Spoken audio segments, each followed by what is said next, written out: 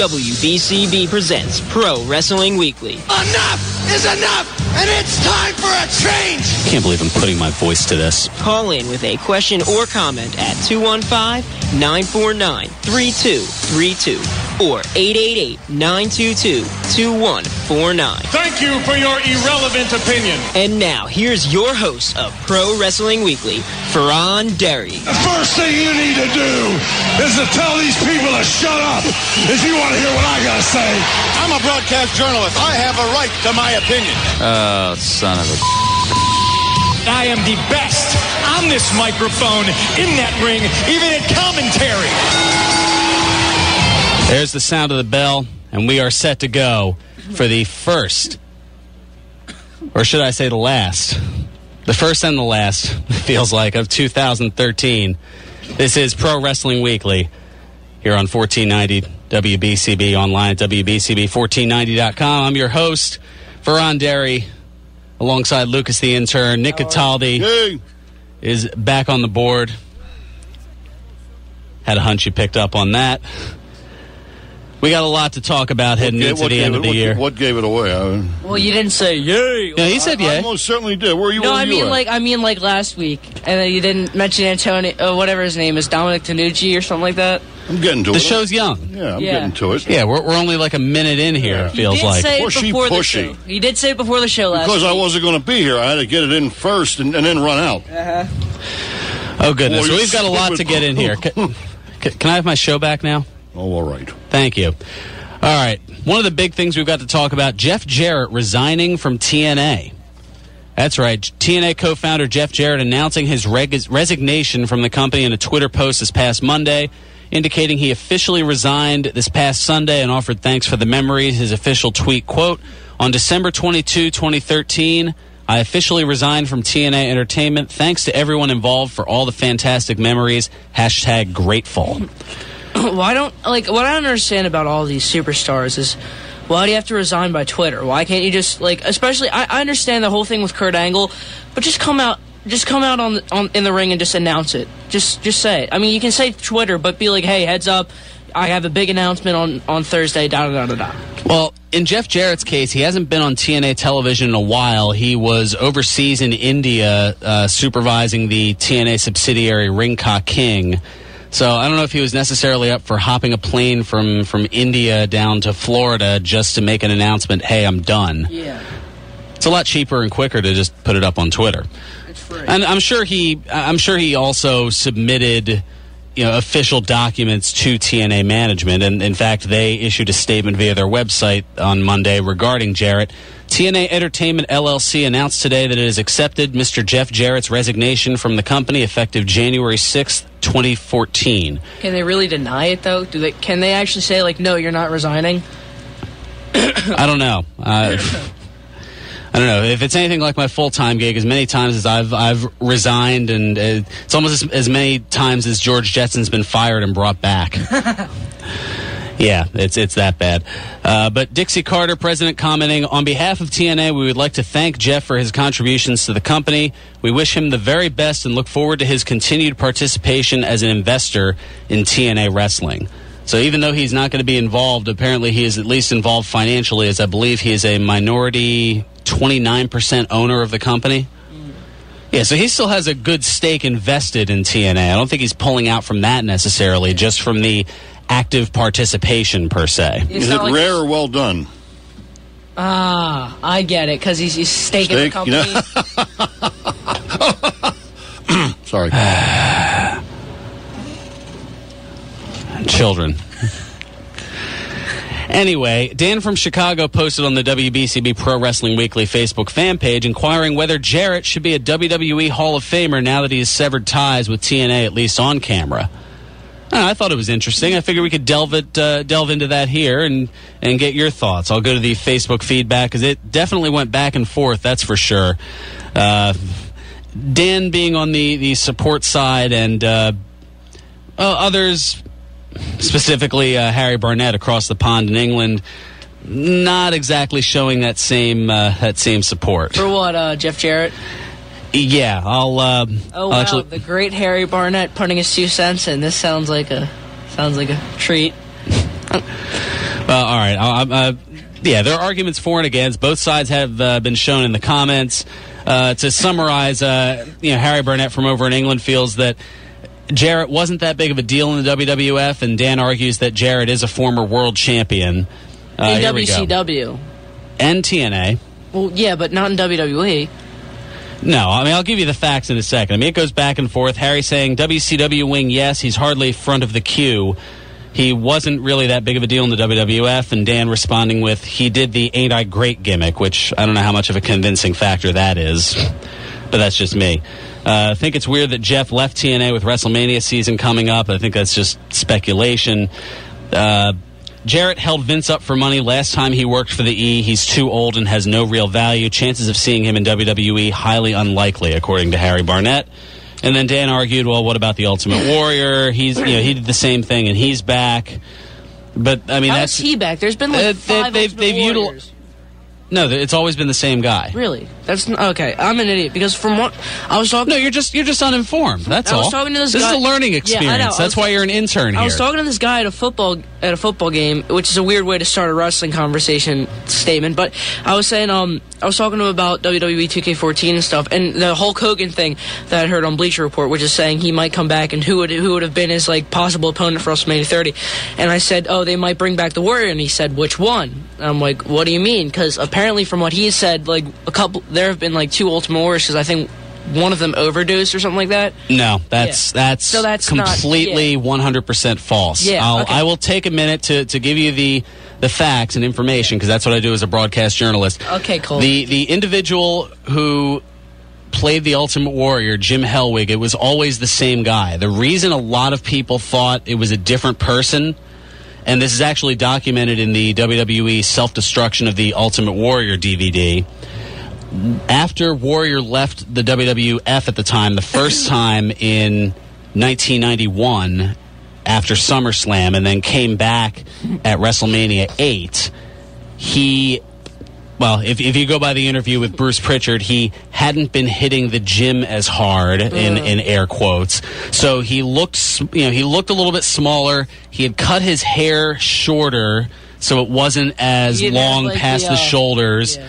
His muscles weren't as big, and at one point, like in the summer of '92, he had even went from wearing the traditional trunks that he had worn to wearing a singlet with airbrushed muscles on them. Yeah. And it looks like a Giant Gonzalez, what was it? No, not that bad. Yeah, but I mean, just like an airbrushed, like 8-pack, basically. Yeah. And all of those differences led people to believe, wait a minute, is this the Ultimate Warrior? Plus, around that time, the Texas Tornado, Kerry Von Erich, had a very similar look with fringes, around the boots, like from the knee down to the boots, as well as similar trunks. He had similar long hair. Yeah. So a lot of people thought, oh, Kerry Von Erich just dressed up as the Warrior. So But he never did. No, it was always Jim Hellwig. So the Warrior's back now, then. What do you mean by that? Like, he, after years of, just at a stalemate, bridges burnt with WWE, Vince McMahon and Warrior not being able to stand each other, they finally got together on a business deal to include him in the WWE 2K14 video game. So he has not appeared on WWE television since his last run with them in 1996. So in that regard, I mean, he's done advertisements for the video game, but nothing directly tied in with WWE programming. But to clarify your earlier point, it has always been the same individual, Jim Hellwig, who in 1993, and this is part of why he had initially burned his bridges, to try to legally get rights to merchandising, he legally went in and changed his name to Warrior. Just Warrior. Yeah, Mr. Warrior. That is what it was on legal documents, and that remains to this day. So, wow. Yeah, there's a lot to go with that. So his name's not Jim Hellwig anymore. It's just... No, not since 20 years ago when he changed it to Warrior. Wow. I know that's what's kind of led a lot of people to. this guy's a little out of it. Just a little. Just a little. Just a bit. Of course, I didn't think World Be Free in basketball made a lot of sense either, even though it has a nice little ring. Yeah, Meta World or Peace. Meta World Peace. That's another. Yeah, there have been a few examples of Parents people. might have something to say about something. Have my kid say, "Hey, Dad, my name is Warrior," might not make me feel too good. Well, that's why he did it when he was a grown man. Even then, I wouldn't have liked it. I would have hit him with a flying drop kick or something. Missile Let's say he was 35 at the time, so I guess he could make that. Then a good forearm smash would have come in handy. Why don't we just get back to the subject? Okay. That's a great idea. Right, I'm just trying to help. I'm sorry to run this a little bit off the tracks here. That's all right. Well, you know what? Like I said, you need information, you need education, and who better than me to bring it to you? Yeah. Sure beats other people, yeah. JT Murphy chiming in, if Bob Orton and Coco Beware can get in the Hall of Fame, then why not? Which, that's become like the standard now. It's like the Coco Beware rule. It's like, all right, well, if he can get in, then anybody else is a shoo-in. And JT does have a point with that. You understand, I noticed something. Speaking of Hall of Fame, Ric Flair has been inducted like 5 times. If you think about it. Twice, yeah, I know. It's like, but because he didn't exactly get inducted twice, but he was inducted as a single, and then he was inducted individually and as part of the Four Horsemen. Yeah, which I think is a little bit funny, like. And people are waiting and rumoring that there might be a possibility of a third induction if they decide to put Evolution in, which I think that's a bit of a stretch. Oh, that would be bad because Randy Orton has 2 championships and a Hall of Fame ring. That's just Well, I'm sure when Randy Orton's career is over, given his accolades, given that he, for all intents and purposes, in the last decade has been the number 2 guy behind Cena for the better part of the decade. He's pretty much a shoo-in. I mean, he was, to go back an era, he was the Randy Savage to Cena's Hulk Hogan. He was The Rock to Cena's Steve Austin. You always have that number 1 and number 2 guy, and Orton has pretty much solidly been that number 2 guy. So where would CM Punk be in this? Would he be like not Ultimate Warrior? That's a different comparison for a different day. Let's get back to Jeff Jarrett. Let me give you the info. Here's where I stand on it, just based on facts, because that's what I do here. In TNA, Jarrett is a 6-time NWA World Heavyweight Champion. That weighs kind of heavily, even though a lot of people say, yeah, well, it's his company. Of course I know. But, I mean, that was when the NWA was associated with it, and there's obviously a lot of history with the National Wrestling Alliance. In WCW, Jarrett held the World Championship 4 times and the U.S. title 3 times. Now, those 4 World Championships was during the dying days of WCW when Vince Russo kind of took the ball, and he took it from Hogan and handed it over to Jeff Jarrett and Booker T. Yeah, I know. I gotta say though, Booker T wasn't that bad of a WCW champion. He was pretty good. But that was the thing. They were champion in the dying days of the company, so people kind of look at it and go, well, it's not exactly the same as when it was Flair and Sting and Luger and Hogan. Well, even pre-Hogan. Hogan was a paper champion in WCW. He was definitely a paper champion. Like when he was set to face Goldberg and like the whole Hollywood. Well, by that with point the rules. Poke of Doom or what? The finger poke of doom. The finger poke of doom. That's a whole other topic for another day. Which I think the anniversary of that's coming up fairly soon. So. Actually, I think it might be next week to the day. I might have to look into that. Ooh, that could be an interesting today in wrestling history, as well as a topic for next week. Now, in the WWF, most people think of Jeff Jarrett as, from his first run in '94. They think of the Gold Tooth. They think of Ain't I Great. They think of With My Baby Tonight. They think of him with the roadie who eventually became the Road Dogg, Jesse James of the New Age Outlaws. Yeah, there's something you may not have known. But Jarrett is a former tag team champion with Owen Hart, a former European champion, albeit for a day before he awarded the title to Mark Henry, and a 6-time Intercontinental champion, which up until 2004, that was a record from 99 to 04.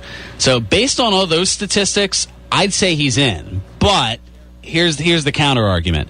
He bounced back and forth between WCW and the WWF a couple of times during the Monday Night Wars. After Vince McMahon bought WCW, Jarrett founded TNA in an attempt to be new competition for McMahon in the recently renamed WWE. But that wasn't... No, they've bought WCW in like 2001. Jarrett started it in 2004, didn't he? 2002. 2002. May 10th, 2002, 5 days after the renaming campaign, the whole Get the F Out campaign when they renamed WWF WWE. So it's like... less than a week later, that's when TNA started. I gotta be honest, I like the Don't Piss Me Off thing a lot better. And that's where a lot of people... Where he had like Southern Justice and the guitar, he just bam! Yeah, 97, 98, 99, I mean all the way up until... Oh gosh, was it the Good Housekeeping match he had with Chyna at No Mercy 99? Oh, he had to face for Chyna. the Intercontinental. That was where Chyna became an Intercontinental champion. Oh yeah, and then they took it away from her because China's another mess for another day. Yeah, there's been a lot of another day messes today. All right, and all right, I know I'm up against it, and I've got a lengthy. We'll take care of a little bit of business, but I've also got an infamous verbal gem from Jarrett that we will get to on the other side. So we'll take care of the business, come back, and we'll get right to that. We've also got room for Facebook feedback, which I have a hunch is blowing up quite a bit here. We'll get to that on the other side as well. First, we'll take care of our first time out, and then we'll come back, talk some Jeff Jarrett, and we've got a bunch of other news as well, including a Jericho update, a Darren Young update, and Batista, a follow-up on that from last week. All that and more. This is Pro Wrestling Weekly here on 1490 WBCB and online at WBCB1490.com. Zulu didn't make you crap on your 6-year-old's birthday cake. Jack Daniels did. And now, more Pro Wrestling Weekly with your host, Fearon Derry. And happy freaking holidays. Welcome back to Pro Wrestling Weekly here on 1490 WBCB and online at WBCB1490.com. Fearon Derry here with you. We're talking Jeff Jarrett. We're talking WWE. We're talking TNA. And we were discussing whether Jeff Jarrett should be in the Hall of Fame based on his resignation from TNA. And if you want to go ahead and bring up track 2 there. No. Go to track 2. And there we go. I've got this little gem from Jeff Jarrett going back to October of 1997. We have a visitor, and he was not expected to join us. Sorry, Vince, I know you wanted the big introduction. You want to be standing up here beside me, but I've got something to say, and I'm going to say it right now. Last week, on Monday Nitro, Jeff Jarrett was declared everything but dead. Since I refused to accept Eric Bischoff's offer and re-sign with WCW, he did everything within his power to bury me. Being the coward that he is, he even hid behind his computer and announced to the whole world that he had pulled the offer off the table. Well, Eric, the only thing that you ever pulled from Jeff Jarrett was opportunity. Since I wasn't one of your boys, you put a lid on my potential. I was only going to go as far as you wanted me to. There was never, ever any ladder of success for me to climb.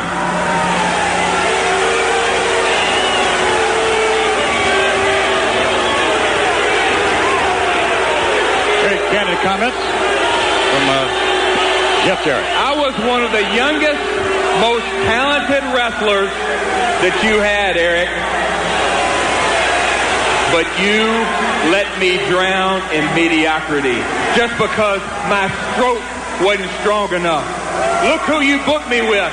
An ex-football player who can't even lock up. And his wife, she gives new meaning to the phrase dumb blind. Vince, don't sit over there and snicker and smile and cherish this moment. Because I left the WWF 2 years ago for the same reason. Eric Bischoff did it out of either ignorance or inexperience of the wrestling business. What were your excuses? Remember the gold tooth? The Gold tooth. Yeah, you think it's real cute and funny. Remember the gold tooth, the country music star? Vince, you had a vision of what you wanted Double J, Jeff Jarrett, to be. And quite honestly, in all due respect, your vision sucked. Yeah, it may have. You booked me with a clown, a drug addict, Good Lord. a black man who can't even speak the English language. Vince, you tried to bury me and you tried to kill me off, but you didn't get the job done. I guess you figured since you didn't put my dad out of business, just like you put every other wrestling promoter out in the 80s, since you couldn't do that, you figured the next best thing would be to kill his son off. Well, Vince, not only did I survive, but I walked out on you. And how ironic that is that we make a deal and get back together and you pay me, that's right, you pay me a whole lot more money the second go around. And you know why, Vince? You know why? Because you need Jeff Jarrett. You need me to put people in seats and ratings on the board. Vince, you told me to come out here tonight and shoot, and that's exactly what I'm doing. Right between your eyes. You can take With My Baby tonight and stick it up your butt. Because from here on out, it's going to be Jeff Jarrett's way. And if you try, that's exactly right. If you try to stop me, fine. I'll gladly pack my bag and walk right out the door again. But Vince, I've got a question. I've got a question to ask you. Can you afford it? I don't think so, or you wouldn't have paid me all that money just 5 days ago. Now, on with the state of affairs in the World Wrestling Federation. Bret Hart, the best there was. Bret, you are so right. With was being the key word. All your past accomplishments, you've been living on name recognition, all the respect you've gained over the last 15 years, well, that runs out tonight. And Shawn Michaels, physically, this guy can only wrestle once a week, and he's proud of that. He's proud of that. Shawn, you call yourself the showstopper, the main eventer, the icon that can still go. Well, I got a question. How often can you go? It seems lately all you do is run around here, put silly little signs, point at your crotch, and give your little hand signals to your boys in Atlanta. Shawn, one day you were the main event. You were WWF champion. You were the attraction. But now all you are is reduced because you're so broken down to hiding behind your infantile attitude. And speaking of attitude, what about Steve Austin?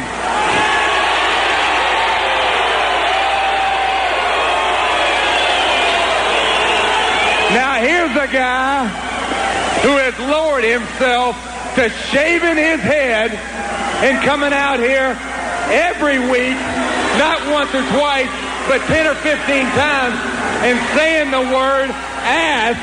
That's right, saying the word ass just to get a reaction, just to get noticed. Stone Cold, no, Stone Cold, you will always be the ringmaster. And as far as your...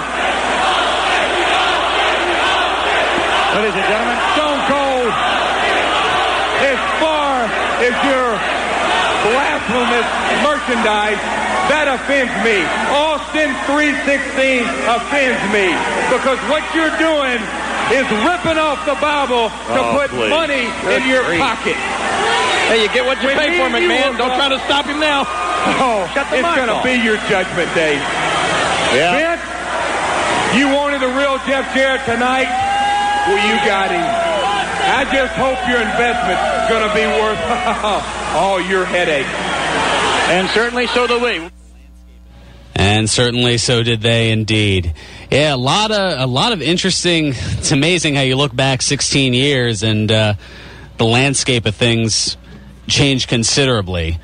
I mean, Jeff Jarrett taking pot shots pretty much at everybody, at Bret Hart, at Shawn Michaels, at Steve Austin, at Mongo McMichael and Deborah, who eventually would go on to be his manager a year or so later.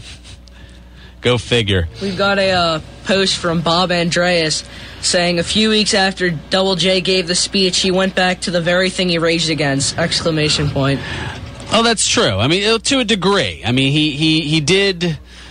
I don't know. I mean, he wasn't exactly back to the country singer gimmick per se, but I mean, he had a little bit more of an edge to him, but it wouldn't come until really a year later. It wasn't really, his character didn't really change all that much until losing the hair versus hair match at SummerSlam 98 to X-Pac.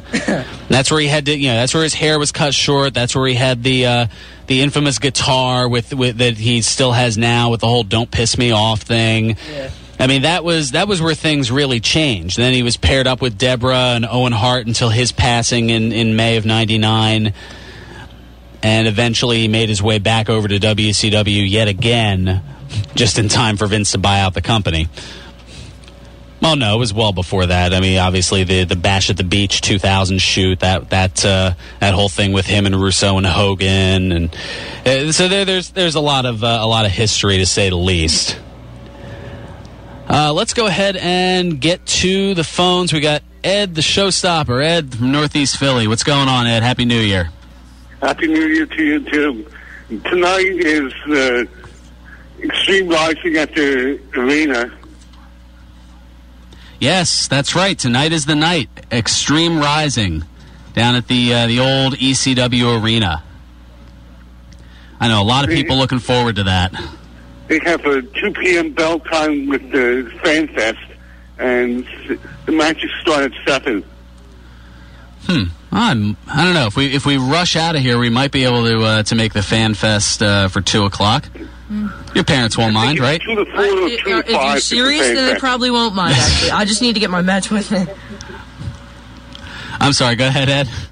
I think it's either 2 to 4 or 2 to 5 is the Fan Fest.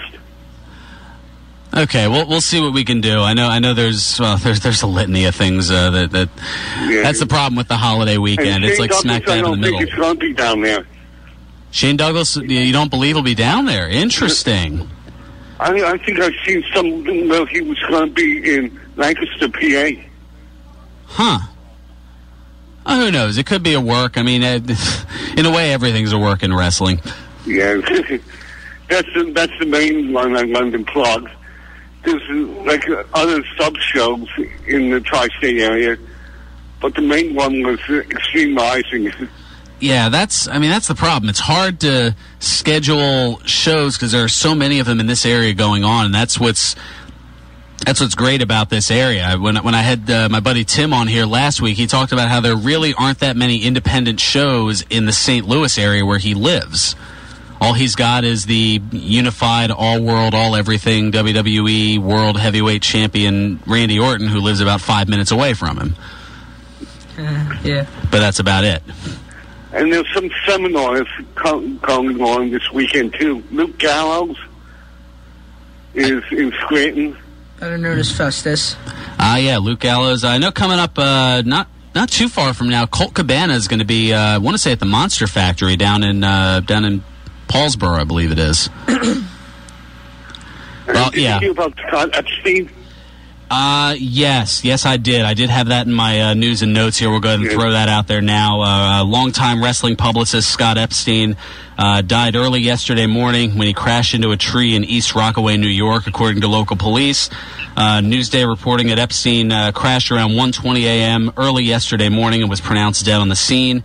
He was a publicist for many Territory-era stars, including superstar Billy Graham and Ken Patera, and more recently helped book wrestling stars for conventions through publicity management services. So he's dealt a lot with George from George's Cards and Collectibles, Eric from ESS Promotions, who I've talked to a few times, Rob from RF Video, and quite a few others. But yeah, definitely a shame. Epstein's dead at the age of 64.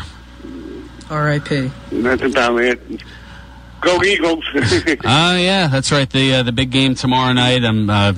Don't forget to tune in here to 1490 WBCB for all the coverage. Merrill Reese, Mike Quick.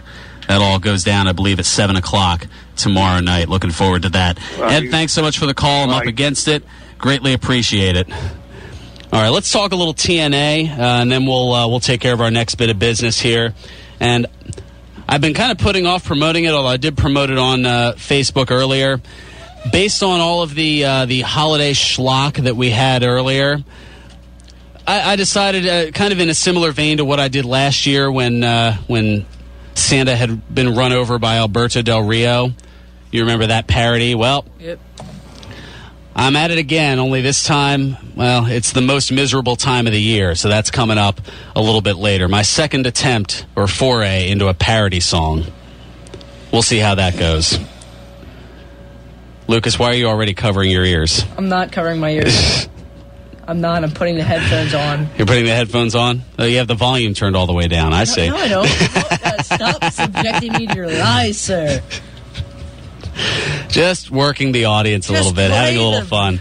All right. Well, we'll get to that a little bit later. We'll save that for near the end, so that way all the backlash can come after the show. Or next week, or something like that. All right. I wanted to talk a little TNA, and then we'll get into Batista after the break, because there's a little bit to talk about that, plus some other news as well. Now, TNA, I specifically picked this audio clip from Impact for you because I know, Lucas, how much of a Jeff Hardy fan you are. Following the booking of a handicap tag match by everyone's least favorite Dixie Carter, a 4-on-2 handicap match of Sting and Jeff Hardy against Ethan Carter III, Rockstar Spud, and the Bromans, Robbie E. and Jesse. Well, Jeff Hardy lost, and he had a little bit to say regarding the direction things are going in TNA currently. Sting, I'm sorry. I'm sorry for last week. I'm sorry, especially for tonight. I've been asked a million times, man, Jeff, why did you want to become a professional wrestling? Why did you want to get into the business? Because of this dude right here. I owe you so much. Creatures, I'm stating the obvious, but without Sting, there would have never been a Jeff Hardy. That's why I'm apologizing. You don't deserve this. These people do not deserve this. Dixie Carter's action over the last 6 months have drove me crazy. It's almost took all the heart out of me, man. And in this business, I need my heart. I destroyed myself last week, and I didn't win. I lost. I was the better man.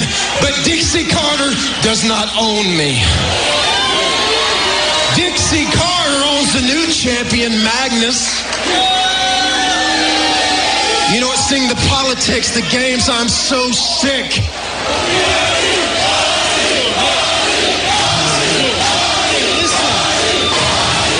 I appreciate it, y'all, but I just... Hold on. Do not tell me what I think you're about ready to say. Don't say it.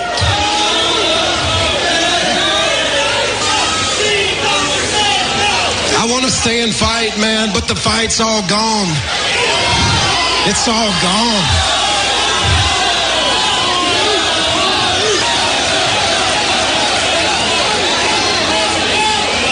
This was my last match in TNA.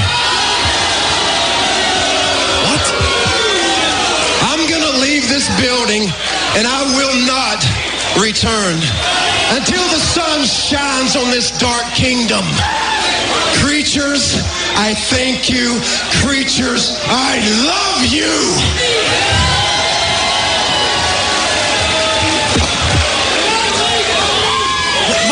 What is going on here? I never saw that coming. I mean, we knew something was going on in the head of Hardy all night here, but to walk away? Just doesn't have the fight anymore because of what's going on in terms of the politics?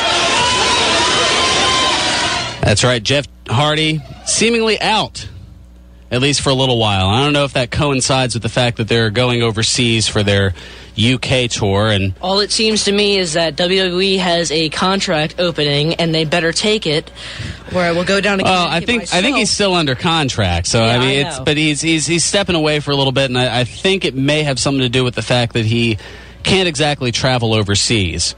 We, however, can. And we're going to do so right now via the phones, because the one, the only, the great Harry Barnett is on the line. Harry, welcome to the program. Well, sorry about that, Harry. I guess... Yeah, nearly for a second I wasn't. And Lucas, normally I'd blame you, but then I did just look at my microphone and I see that it was muted. So I believe that was my fault. I guess I hung up on you this time. You hung up on silence. It was as if Damian Sandow affected him early and just said, silence, right before you picked up. Guess I got revenge from the last time, 2 times ago when you called. I don't know. Anyway, what's on your mind, Harry? Well, I wanted to clear up the point I was making the other day on your Facebook page. You see, the whole Jeff Jarrett thing.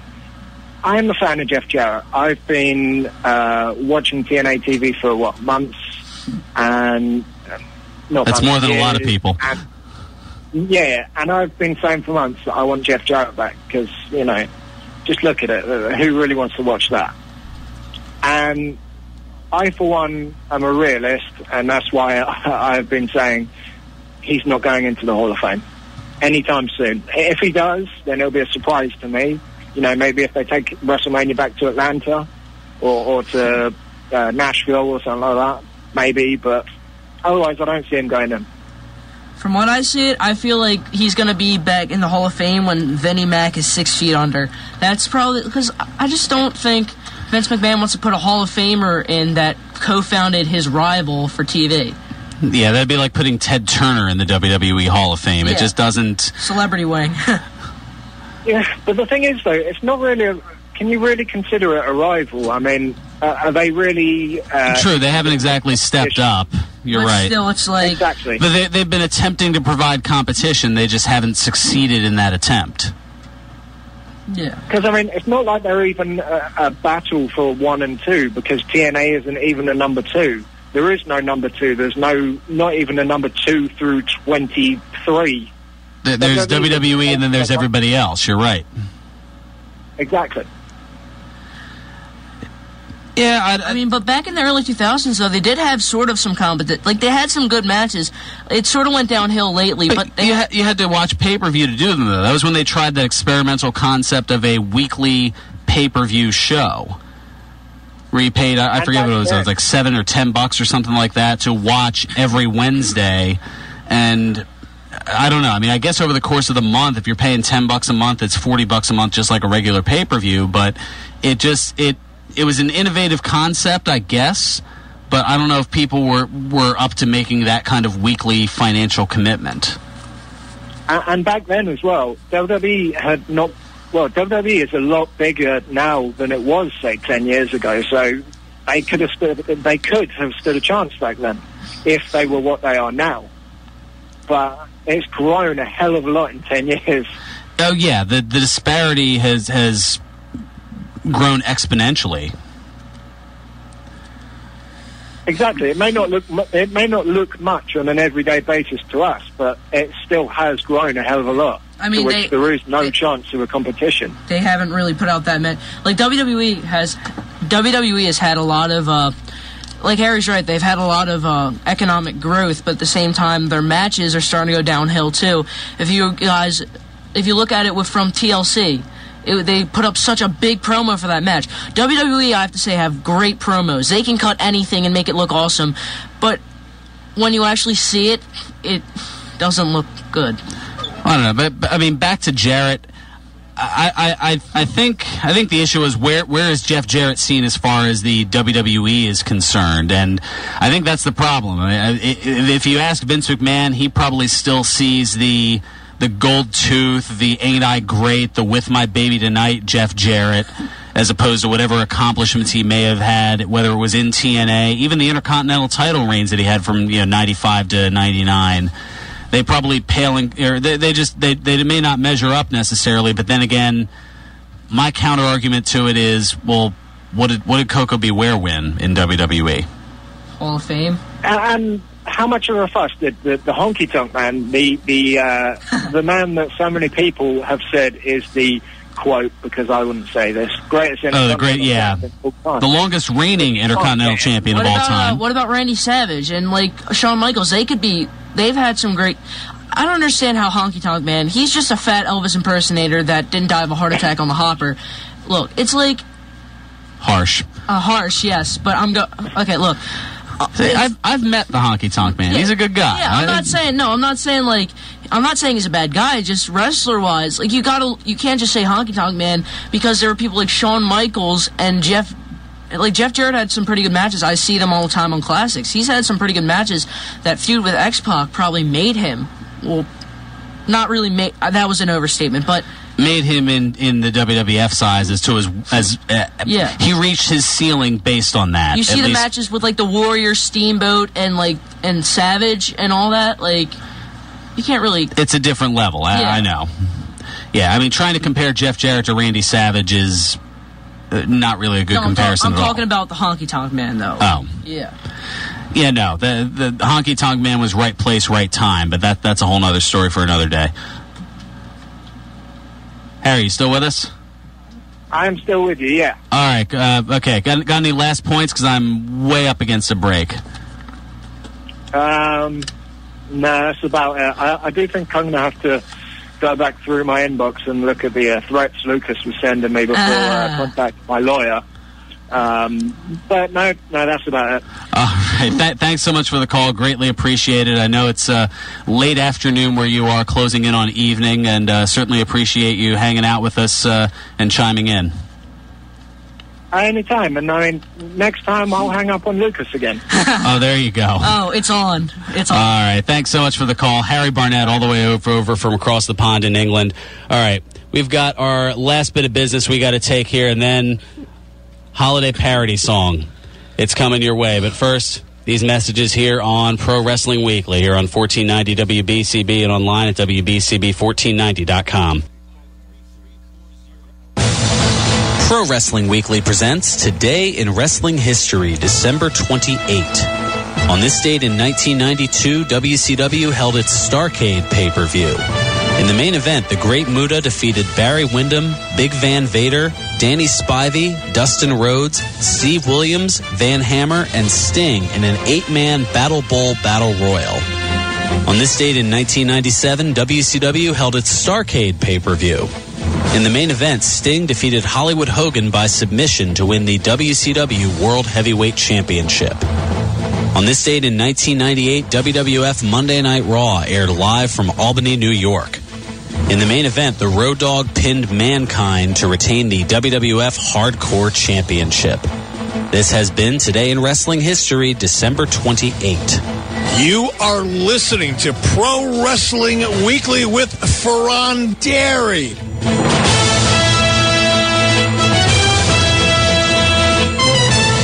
Welcome back to Pro Wrestling Weekly here on 1490 WBCB and online at WBCB1490.com. Fearon Dairy here with you, alongside Lucas the Intern, Nick Cataldi, pushing buttons, turning dials, keeping us on the air. Hey.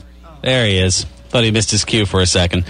All right, we've got some quick news and notes here, and then we've got just enough time for parody hilarity to get through the end of the year and bring in 2014. I like that term, that phrase. The parody hilarity. That's very good. I just thought of it right now. This is what sleep deprivation will do. I've never heard it before, so you will get all credit due for that. There we go. I have anything to say about it. I'll have to run to the trademark office after we get off the air here. All right, Batista's return officially announced by WWE. WWE announcing Dave Batista will return on the January 20th edition of Monday Night Raw, which will be held in Dayton, Ohio.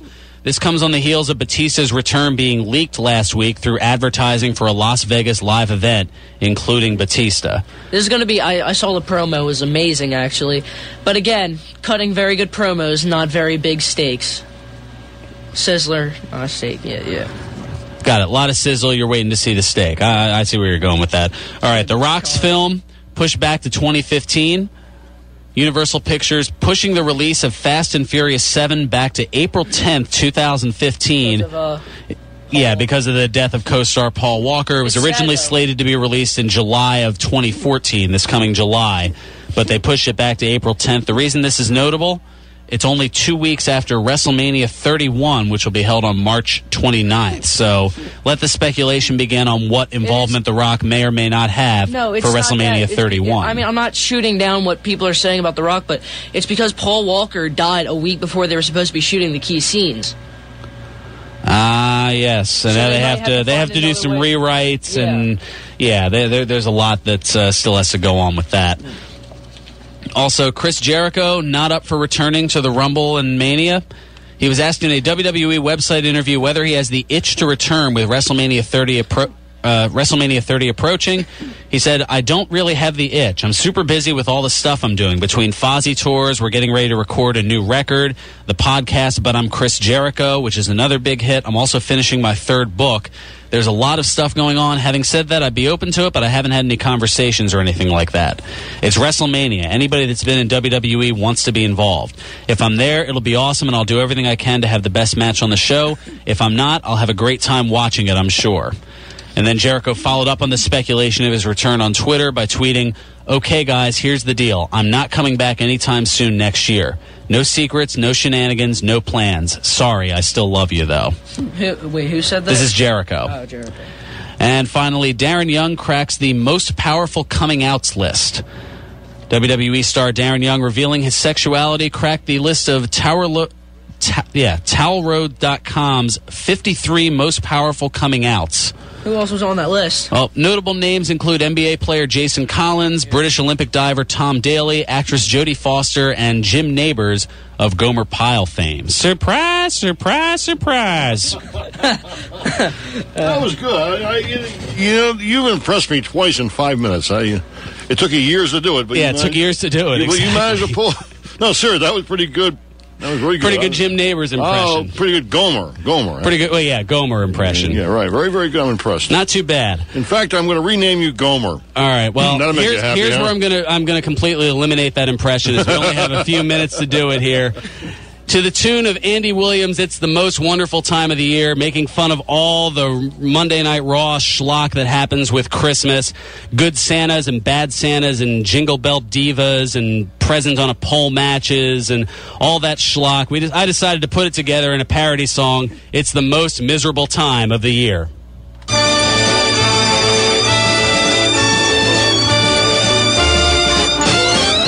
It's the most miserable time of the year, with the wrestling fans viewing the Vince is spewing with holiday cheer. It's the most miserable time of the year. It's the crappiest season of Raw, with a battle of Santas and cheap propaganda of divas and bras. It's the crappiest season of Raw. There's the Big Show in diapers, your champ is the Viper, and presents retrieved from a pole. There's the Great Khali singing, Cesaro is swinging, their comedy sucks on the whole. It's the most bothersome time of the year, with the Jingle Bell Divas and jokes that won't leave us till the Rumble is near. It's the most bothersome time of the year.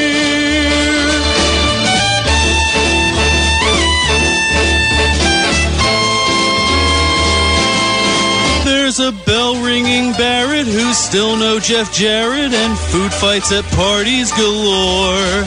Vicky's wearing fake antlers, I wish I had answers to why they are giving us more.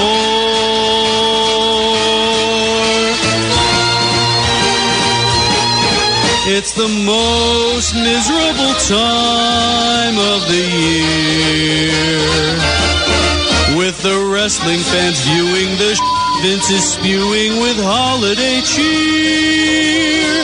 It's the most miserable time. It's the most bothersome time. Oh, the most miserable time of the year.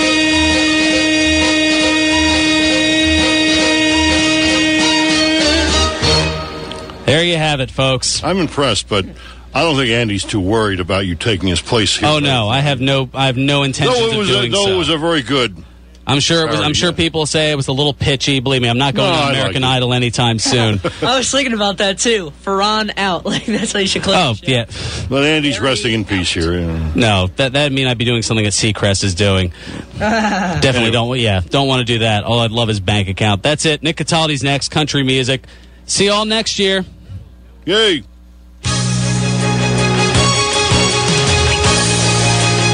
1490 WBCB, Levittown, Peerless Hills, Trenton.